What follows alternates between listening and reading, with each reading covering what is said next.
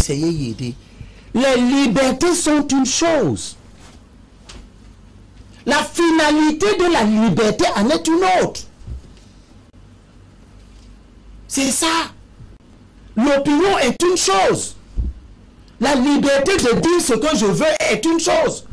Mais je n'ai pas la liberté de dire si vous faites bien l'amour à votre épouse. Sous le prétexte que j'ai la liberté de parler. Quand même. Quelle est cette conception aussi primaire et simpliste de la liberté? Longtemps avant que nous n'ayons fait notre projet fœtal, qu'on ait pensé que nous pouvons arriver au monde, la Bible nous disait déjà que toutes choses sont permises, mais toutes choses ne sont pas avantageuses. Ça date de la nuit des temps qu'on nous enseigne que toutes les libertés que vous avez ne sont pas bonnes. Elles sont des libertés, mais elles ne sont pas bonnes. La Bible dit, toutes choses sont permises, mais toutes choses ne bâtissent pas. Est-ce que ça bâtit le fait d'utiliser notre liberté pour créer un climat d'électeurs dans le pays pendant qu'il s'agit d'organiser une CAN? C'est de ça qu'il est question. Le climat que nous créons. Parce que nous utilisons notre liberté. C'est une liberté de vouloir organiser une marche pour revendiquer la paix à l'occasion de la CAN. C'est le deuxième sujet. C'est la liberté. Mais est-ce que cette liberté-là, au cours même à faire entendre ce message, est-ce que cette liberté est opportune? La semaine dernière, alors que nous préparions justement l'entrée à la CAN, nous avons eu ce débat et j'ai lu à l'attention de M. Nietzsche et de M. Camto cette partie, ce verset biblique qui disait que chaque chose a un temps. Il y a un temps pour la guerre, un temps pour la paix. C'est des sagesses qui nous amènent à comprendre que le tout ne se réduit pas à la liberté. Et une fois de plus, le premier président de la Cour suprême le disait dans un de ses essais.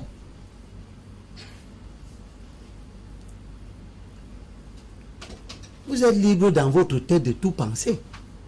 Mais quand vous sortez déjà ça de votre bouche, vous pouvez être en infraction. Vous pouvez être en infraction. Je peux penser qu'il est bon qu'il y ait des décès. Mais si je sors ça de ma bouche, ce n'est plus un acte de liberté.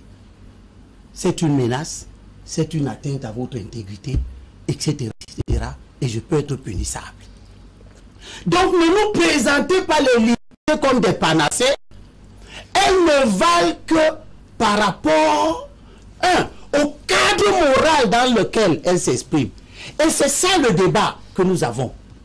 Était-il opportun que l'on organise un tintamarre contre le Stade d'Olembe, dont l'aire de jeu est prête, dont les gradins sont prêts, au motif que la piscine et les parkings ne sont pas prêts. Alors que nous voyons très bien que ceux qui sont en charge de la validation des infrastructures ont déjà dit que c'est susceptible d'accueillir la CAN.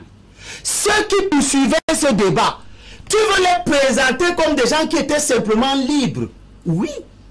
Mais ils n'étaient pas simplement en train d'exprimer une opinion. Ils étaient en train de créer un climat d'électeurs, un mauvais climat, inopportun. C'est en cela que leur liberté est critiquable, l'exercice de leur liberté est critiquable. Puisque vous leur donnez aussi un blanc-seing sur le revirement qu'ils ont la liberté d'avoir, c'est-à-dire dire une chose aujourd'hui et demain dire son contraire.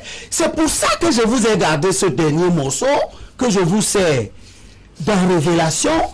Et là encore, Jean, le prophète cette fois-ci... Et on sortira avec cela. Oui.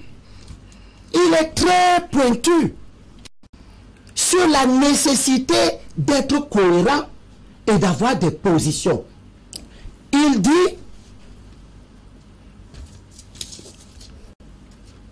je connais tes œuvres, je connais tes actions. Je sais que tu n'es ni froid, ni bouillant.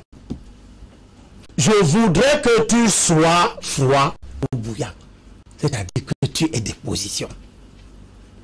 Je voudrais que tu sois froid ou bouillant. Ainsi, parce que tu es tiède, Et ni bouillant, ni froid, je vais te vomir.